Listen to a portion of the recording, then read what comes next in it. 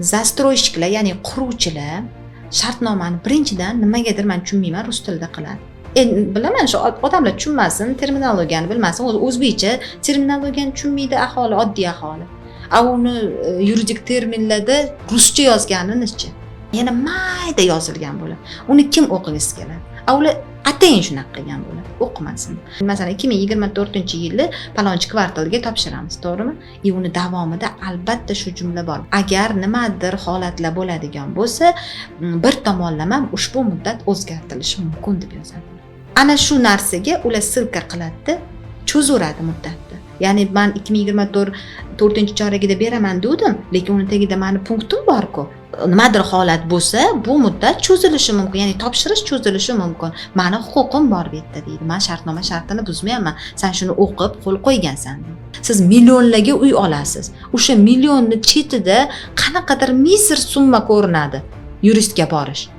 Deylik, masalan, siz oylab anoni ketidan yurishingiz mumkin. Bir kuningiz ating yuristga borishga. Ko'rsating o'shani, ko'nglingiz xotirjam bo'ladi.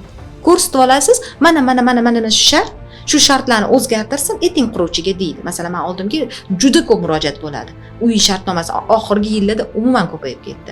Olib keladi shartnomani, deyarli hammasida bir xil shartnoma, bitta joydan oladi shekilli bular. Shunda tegidagi mana shu joylarni o'zgartirib bersin, o'shanda imzo qo'ying. Bo'lmasa imzolamang deyman.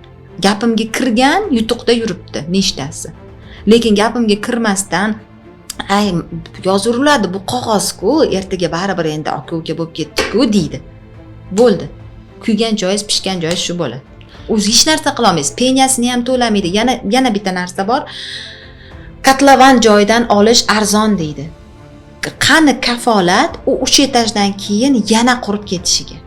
O'sha quruvchini ham bungacha nima ish qilgani, biznesi qanchalik darajada ekanligi, ya'ni u qanchadan beri proyektlari bor. Kecha bo'lgan quruvchida bank hisob raqamida katta mablag' bo'lmasdan u deyarli hammasiga tekkan kasal buni shapkasini unga kiydiradi. Siz pul bersangiz, birinchi etaj quradi, keyin ikkinchi, keyin kimdir pul bermasa u 5-etajda qolib ketadi. Keyin nima qilasiz? U shartnoma bor, o'zi ham yuribdi, tirik, hech narsa qila olmaysiz, shudida puli yo'q. Yozib bersangiz borib qamaladi, 168 mashinastra deydi, qamaladi. Sizga nima foyda? Undirib berish hukmda yoziladi. Qatidan u qachon undiradi?